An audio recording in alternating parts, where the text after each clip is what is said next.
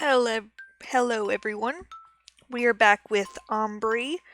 I know it's been a while, but stuff happens. Okay, so this is where we left off. Our person that we hope isn't a pedophile is taking in a young girl instead of taking them to the police, because of reasons, right? Seriously, this game just everything's so cute, but I don't know, man. I don't know. So let's get back to it. Okay. More than once, she slyly waited for the 30-year-old man to come close enough for her to shoot him with a fish-shaped water gun. Innocent laughter would ensue. Is this where we left off? Or did... Or did... Is this... Okay, I guess I guess I just left off on this one and just didn't feel like, seeing where this goes. Fish-shaped water gun, yeah. Then the little girl had to be tucked into her big princess bed while he was telling her a story, usually a fairy tale. In those moments, she blinked more and more slowly, looking up at him with a touching expression. Tristan would almost melt from cuteness. Tristan needs to take her to the police station, like a good adult. He was careful not to close the door all the way. The corridor's light had to hunt the monsters, which could disturb Ambre's sleep. It was a specific request from her. She was fearful. The man had to protect her from ghosts at the slightest shout. That was his promise to her. Before going to sleep, Tristan found some comfort in contemplating her asleep. He hoped that her sleep would be inhabited with nice dreams, that she wouldn't forget him, that she would think about him in whatever way that may be. Could she ever feel his presence, or how much he cared for her? Oh no. The way they organized their weekend allowed for a more festive time. It was the time for outings. It was out of the question for Embry to get bored, to stay shut in the tight and bleak flat again. She had to have a change of scenery. So they went to lively places, the pool, the amusement park, the ice rink, the movie theater, restaurants. She had to try everything. Every week was a different universe. But unfortunately, none of those were the police station, and Tristan's gonna get himself in trouble even though he's probably a good guy.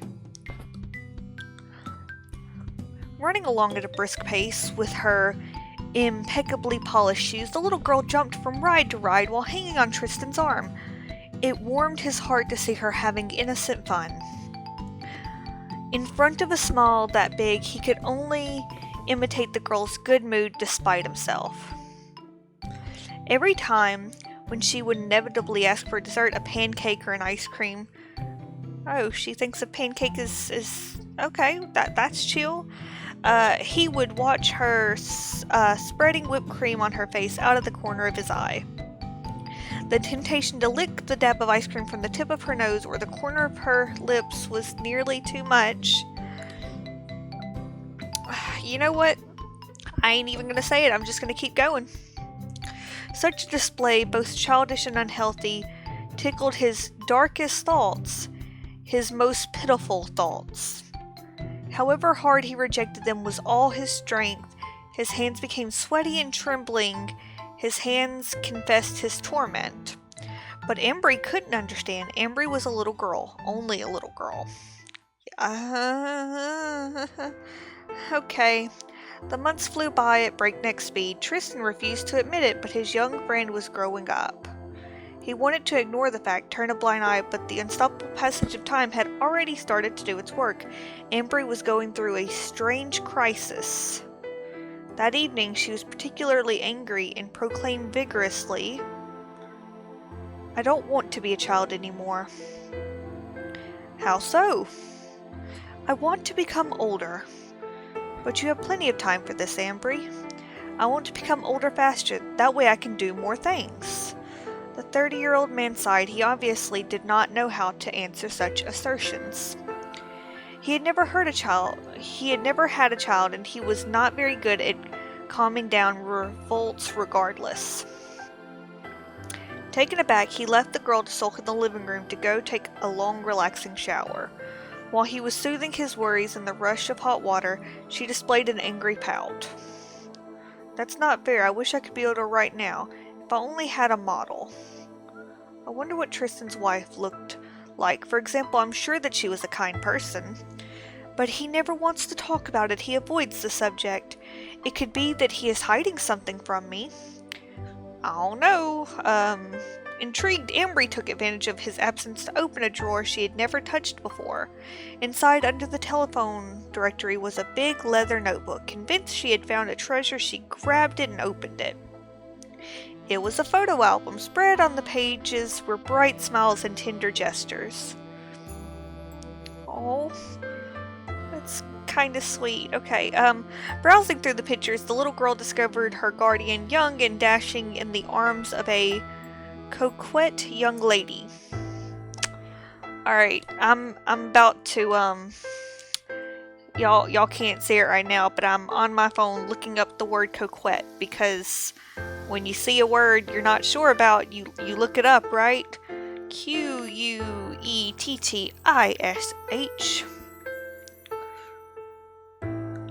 Behaving in such a way as to suggest a playful sexual attraction or flirtatious. Alright, okay, so the young lady looks flirtatious. In case y'all couldn't tell that, I like that word. I'm gonna use that word again. I like that word. Dressed soberly and tastefully, she was strolling along the seashore with a shawl on her shoulders or in a park holding an ice cream. But what caught her eye was a very specific picture that towered in the center of the album.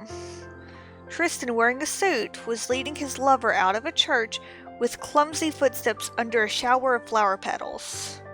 She looked so happy, so fulfilled in her large, refined white dress that Ambre was stupefied. All the more so as the bride looked exactly like her. That's sketchy. She's so pretty. What are you looking at? I don't know why I made him sound like that, I'm sorry. Tristan's sudden appearance made her jump, so much that she dropped the forbidden object. His gaze darkened immediately. You searched the closet to see what my wife looked like, didn't you? She answered in a shaky voice guiltily. Yes, are you going to scold me? Of course not, I just would have preferred that you didn't see it. Why? Why don't you ever talk about her? I want to know. He sighed, appearing upset as he looked into those begging eyes that he had never been able to resist for long. Reluctantly, he sat down on the couch and told her how he had met the one he thought would be the love of his life, and related that they had gone, all that they had gone through together. Ambre listened with wide-eyed attention. She liked that story very much. Tristan seemed to briefly get younger as he evoked the past, describing how head over heels he had been for her and how happily she had made him. Their peaceful and ordinary everyday life was something the little girl envied. Caught up in the tale, she couldn't help but pressure him, and then what happened? Until the light shining in the man's green eyes brutally vanished.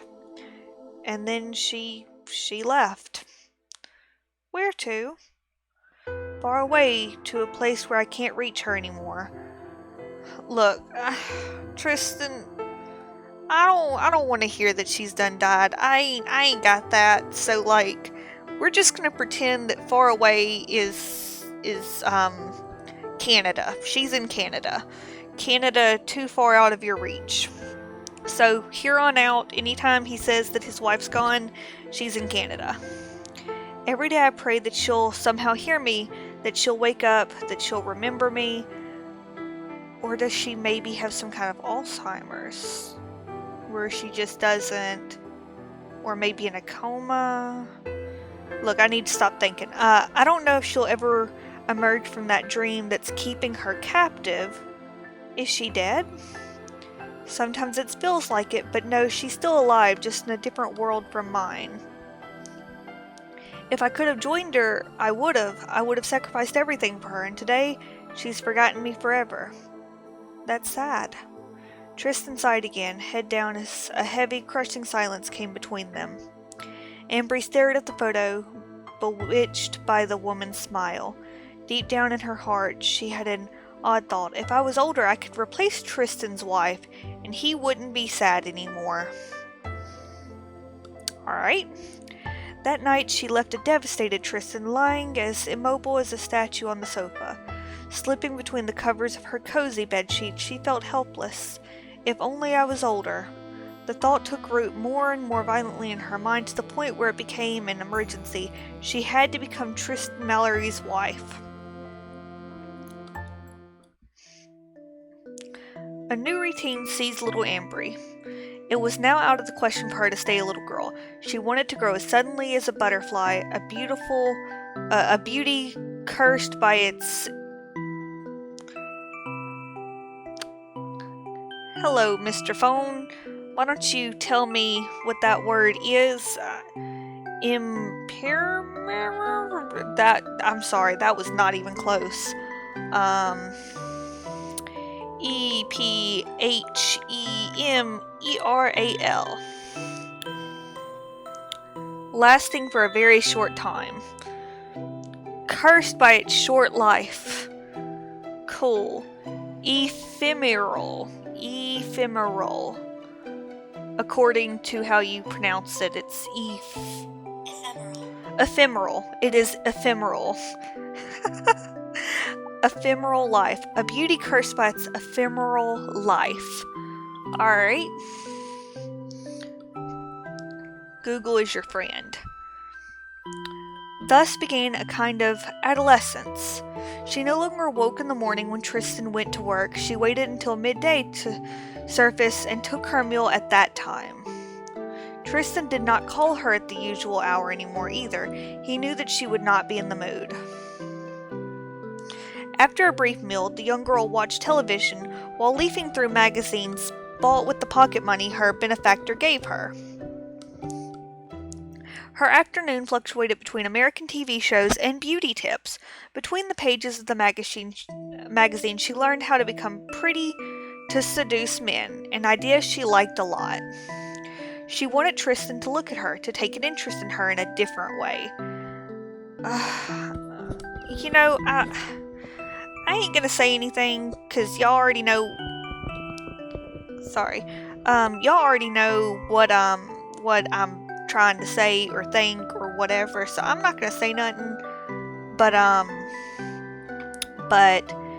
yeah. Just gonna keep going. To be seen as a woman, she had to act as a woman, but she absolutely didn't know how to do this. Because she's a little girl. These magazines, which were overflowing with tips of all kinds, seemed like an Eldorado, however you want to pronounce it, to her. Though the articles she learned how to act, how to become a true lady. It wasn't very complicated. She only had to keep a close watch on all of her gestures, to constantly control her every movement so as to convey the best image possible. She had to track down all human weaknesses, every inconvenience, and walk with a relaxed and self-assured air, but not too much or she would frighten. She would crush. Ambre nodded as she was reading what the editor wrote. Of course she had to be open and smiling, but not so much that she came across as exuberant. She had to laugh often, but not too loudly, as it was what hysterics would do. She had to be independent and take initiative, but only if the situation lends itself to it and in a non-threatening way. She had to show herself to be as natural as possible while enhancing all her advantages with a note of makeup. Ambre understood the necessity of buying some in order to become a true woman.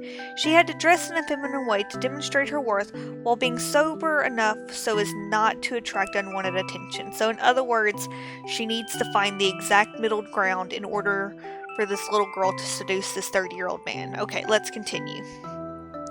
And then she was advised to learn to listen to men, not to talk too much, which would be selfish, but be discreet but present, available as soon as he needed, without really showing it to him.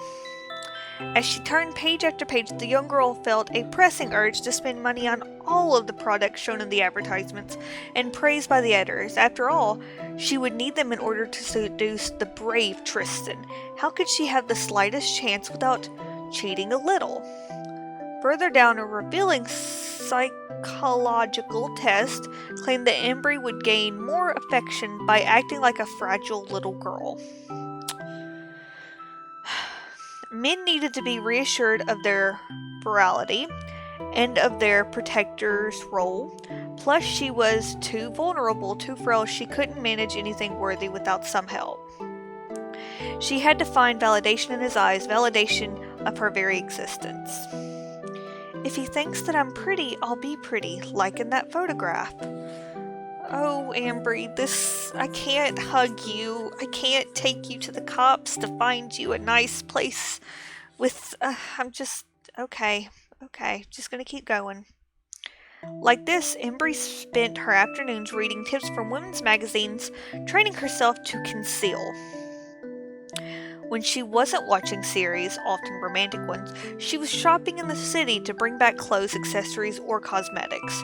The city, like the television, constantly spat images of absolute and infinite love, of a perfect and purifying love, like a drug, an obligation, a flawless pleasure, and an order. Every billboard sold the same dream, oh so cliche, oh so desirable. It was the pursuit of the fairy tale formula, and they lived happily ever after in opulence and had lots of children. Novel and movie heroines all ran after the same goal, after the lure of profit, wealth, luxury, a life where everything would be easy, but where everything would have lost its taste, a dull and hollow life, an eternal masquerade. But this existential emptiness was just as easy to feel. You only had to consume and be consumed. You only needed to devote your soul to spend even more, to remove the vestiges of nature, to hide that ridiculous body, too personal, too imperfect, too real, and to replace it with an ethereal sheath, a mirage. You only needed to spend without restraint in order to conquer the piggy bank of your dreams. The piggy bank of your dreams. I like that. Sorry. A mere machine that gives banknotes and weak orgasms. To present yourself like a diamond, a beautiful, shiny trinket that everyone should have in their living room. You only need it to destroy your own value, immaterial, and to replace it with cold, hard cash. So y'all got it, mere machine that gives banknotes and weak orgasms. And then you only needed to bask in idleness, go round in circles in your cage without any purpose, to continue living in a dignified way, wandering like a lost soul, disguised as a clown that drips with red, a grim automaton. Sorry, that font's kind of weird. That is an S right there. You needs to fill the hole. You needs to.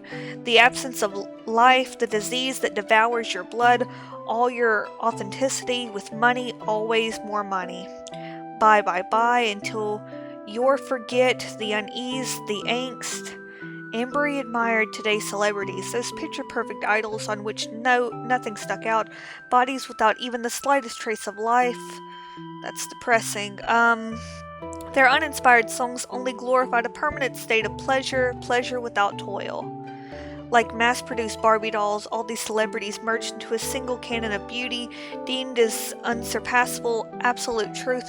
The stars dived into this endless cycle of vanity without such ease that it was truly fascinating. Every minute that passed after a singer's first success was a minute of intense scrutiny, as the whole world glued its eyes on the morbid show that was her slow suffocation, her imminent drowning. Nothing could be more enjoyable, more exquisite, more than staring at these young women slowly being engulfed by the shadowy tentacles of their dreams.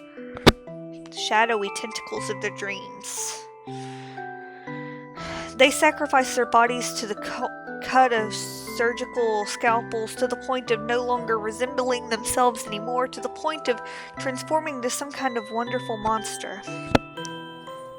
They had rejected their personalities and histories to melt into the mold, to conform themselves to the public's every expectation, to become the showcase of modernity, the icons of this single form of happiness that was advertised at every street's corner. A form of happiness that little Ambre stared hungrily at. Becoming a star seemed out of her reach, but looking like one was a duty that women's magazines never ceased to remind her of, that frivolous press so uncomplicated, so fraught with consequences.